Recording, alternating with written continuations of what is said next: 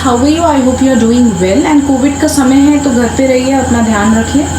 तो चलिए आज हम स्टार्ट करते हैं आज एक बहुत ही इंटरेस्टिंग टॉपिक के साथ जो कि करेंटली न्यूज़ में है। That India challenges China's claim on South China Sea, says it is a part of global common.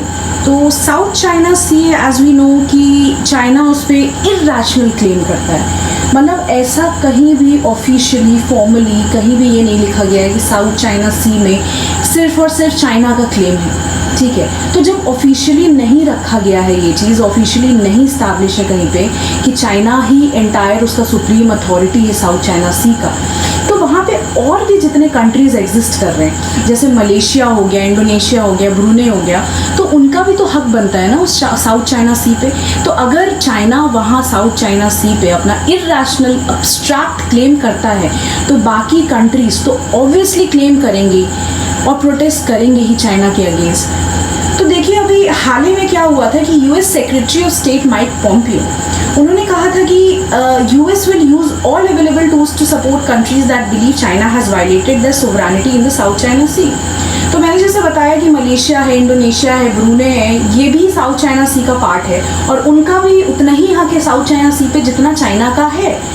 तो कहीं ना कहीं अगर चाइना इर्रेशनल वहाँ पे अपना कंट्रोल बनाती है और बोलती है कि वो पूरा एरिया हमारा है, वो जितने भी आइलैंड्स हैं वहाँ पे साउथ चाइना सी पे वो हमारे हैं, हम ही नेविगेशन करेंगे वहाँ पे, हम ही अपना नेवल बेस स्टैब्लिश करेंगे, हम ही जितनी एक्टिविटीज़ करना है वही करें, हम ही करेंगे, तो कहीं ना कहीं वो उन देशों की सोवरेनिटी को वायलेट करती ही करती है। तो ये माइक पॉम्पियो उनकी तरफ से एक बहुत बड़ा और बहुत ही पावरफुल स्टेटमेंट आया है। उसके बाद ऑस्ट्रेलिया ने भी इसके ऊपर स्टैंड लिया और हाल ही में फिर इंडिया ने भी इसके ऊपर स्टैंड लेते हुए ये बोला है, ठीक है। अब देखिए amidst the US-China war of words over the latter's claim over the South China Sea, India also said that it stands for the freedom of navigation and lawful commerce in international waterways.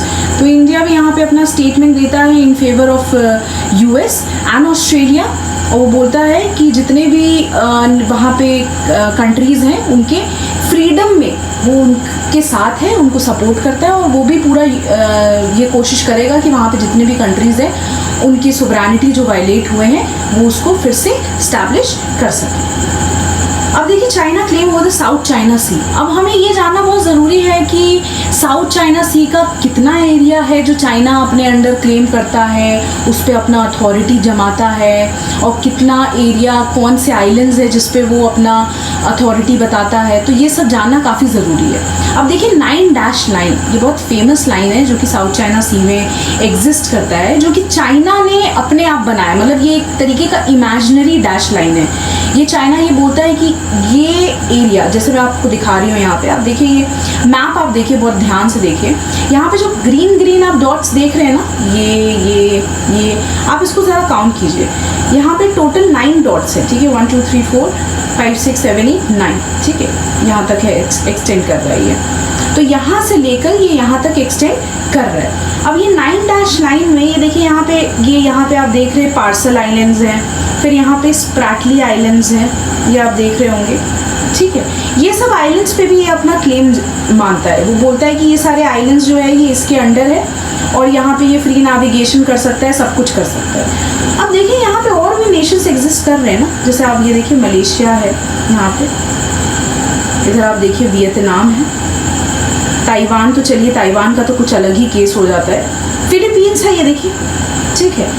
तो इनका भी तो हक south China सी पे उतना ही बनता है जितना चाइना का है, बिकॉज चाइना यहाँ पे वियतनाम है, फिलीपींस है, यहाँ पे ब्रूने है, तो इन सब का भी उतना ही हक है साउथ चाइना सी पे जितना कि चाइना का है। तो आप ये देख रहे हैं ये 9 लाइन, देखिए ओरिजिनली ये एक 11 लाइन था, ध्यान से देखिए यहाँ पे अगर आप ध्यान से काउंट करेंगे तो इस साइड 2 लाइन और एक्सटेंडेड है, मतलब ओरिजिनली तो 9 लाइन यहाँ से लेकर यहाँ तक है, ठीक है।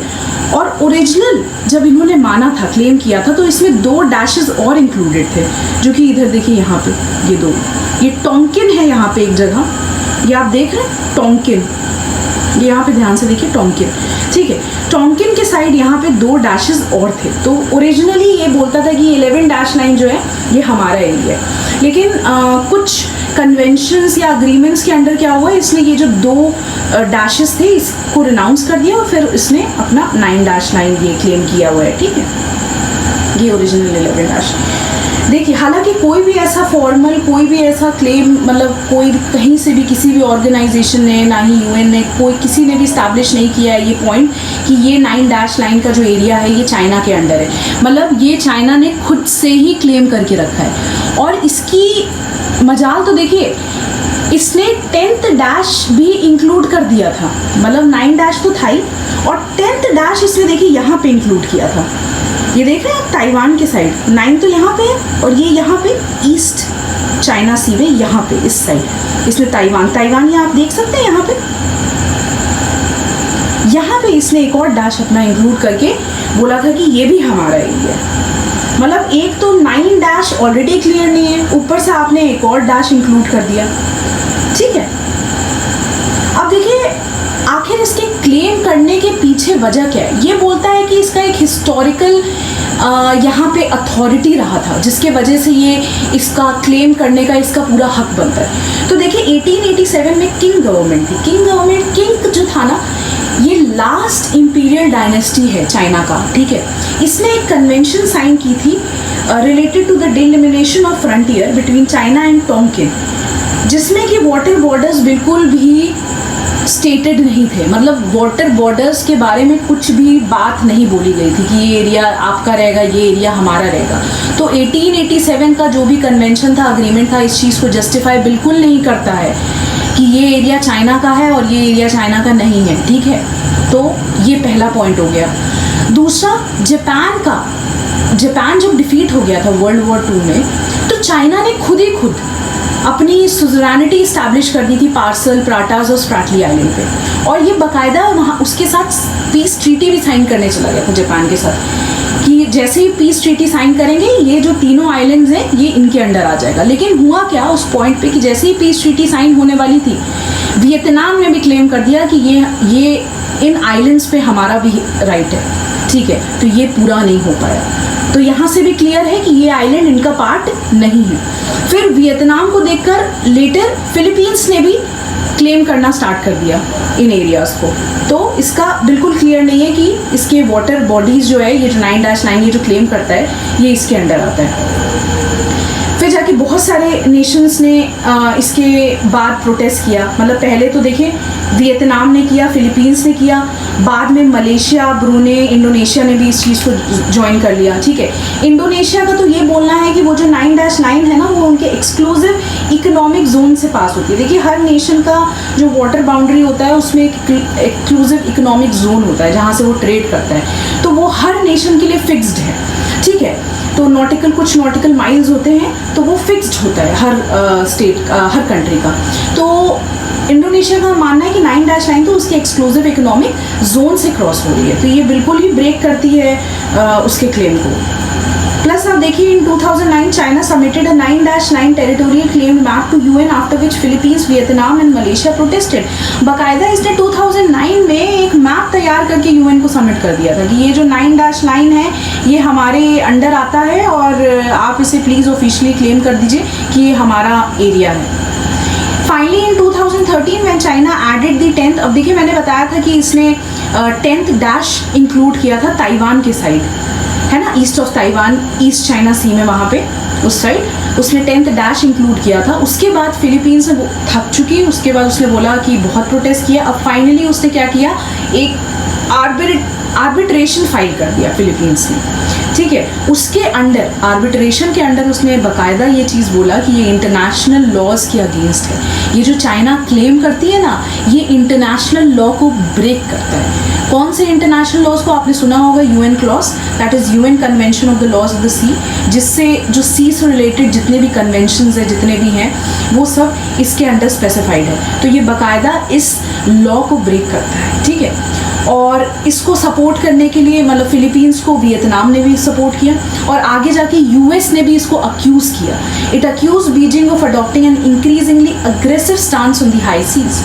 ये अग्रेसिव ही बिहेवियर है, ज़बरदस्ती क्लेम करना, कोई भी पार्ट को कि ये मेरा है, ठीक है। अभी हम देख रहे हैं चाइना क्लेम कर रही है, ठीक है, इंडिया के भी कुछ टेरिटरीज पे वो क्लेम करती है। जैसे गलवान वैली का तो वो बिल्कुल जिक्र ही नहीं करती, वो तो ऐसा मानती है कि गलवान वैली उसी का पार्ट है, ठीक है। तो ये चीज़ जो करती है ना, ये अग्रेसिव स्टांस ही है चाइना का। इतना ज़्यादा किसी नेशन पे ओवरराइड करके ज़बरन अपना क्लेम करना, ये गलत है, ठीक है। उसकी वो जो होस्ट नेशन है उसकी सोवरेनिटी के साथ कहीं ना कहीं ये बहुत बड़ा खिलवाड़ होता है, ठीक है। अब देखिए, जब आर्बिट्रेशन फाइल हो गया, ठीक है, तो उसका रिजल्ट तो आना ही है। तो फाइनली 12 जुलाई 2016 में यूएन ने ये चीज़ बोला कि China has no legal basis to claim the historical rights within its 9- line in a case brought by Philippines. तो हमने देखा था कि फिलीपींस ने एक आर्बिट्रेशन साइन किया था, फाइल किया था, और उसके बाद फिर यूएन ने फाइनली ये बोल दिया, मतलब ये एकदम क्लियर हो गया फॉर्मली कि इसके ऊपर कोई भी हिस्टोरिकल राइट चाइना अपना क्लेम नहीं कर सकता, कोई भी लीगल बेस नहीं है टू क्लेम हिस्टोरिकल राइट्स, ठीक है। तो ये देख रहे हैं हम ये चीज़ें कि चाइना ने कैसे ज़बरदस्ती अपना राइट क्लेम किया है, और वो किसी भी नेशन को क्लेम अपना अथॉरिटी क्लेम नहीं करने देता है, पूरा अथॉरिटी अपना ही जमाता है। तो ये चीज़ एक पॉइंट पे बंद होना काफ़ी ज़रूरी है, ठीक है। चाइना का जो ये रवैया है ना, हर जगह बढ़ते रहने का, हर ज़बरदस्ती दूसरे, भाई अपना जो टेरिटरी है उस पर अगर आप अपना अथॉरिटी दिखाते हो, अपना क्लेम दिखाते हो, देन इट्स गुड, लेकिन आप दूसरे के सोवरेनिटी के साथ खिलवाड़ कर रहे हो, दैट इज़ रॉन्ग, ठीक है। हर नेशन आज के टाइम में इंडिपेंडेंट है, सबका अपना वजूद है, और वो वजूद होने के बावजूद भी अगर कोई दूसरा नेशन उसके इस वजूद को ओवरराइड करने की कोशिश करेगा तो वो क्लेम करेगा ही, वो प्रोटेस्ट करेगा ही, ठीक है। आज के टाइम में हम ये देखते हैं कि अगर किसी भी इंडिपेंडेंट नेशन के ऊपर कोई भी किसी भी तरीके का कोई अदर नेशन कंट्रोल बनाने की कोशिश करता है तो यूएन है उसकी सपोर्ट में। यूएन में हम आर्बिट्रेशन फाइल कर सकते हैं, जैसे ये फिलीपींस ने किया है। तो अब जिस तरीके का सिनेरियो हो गया है, चाइना ने जिस तरीके के संकट में पूरे वर्ल्ड को डाल दिया है, तो हुआ क्या है ना कि सब कंट्रीज चाइना के अगेंस्ट है अभी इस पॉइंट ऑफ टाइम पे। तो बहुत ज़्यादा वॉर ऑफ वर्ड्स हो रहे हैं, यूएस भी काफ़ी। आई होप मैंने सारा चीज़ कवर कर दिया है, सो सब चीज़ डिटेल में मैंने बता दिया है। आई hope you like this video and please subscribe तो करिएगा ही, ठीक है। वीडियो बनाने में ना बहुत मेहनत लगती है, तो आप प्लीज़ हमारी मेहनत को अप्रिशिएट कीजिए। प्लीज़ सब्सक्राइब, मतलब सब्सक्रिप्शन तो बनता ही है, कोई चांस ही नहीं आपको करना ही है सब्सक्रिप्शन, ठीक है। And thank you. I'll be back with another interesting video. Till then, goodbye. Bye bye.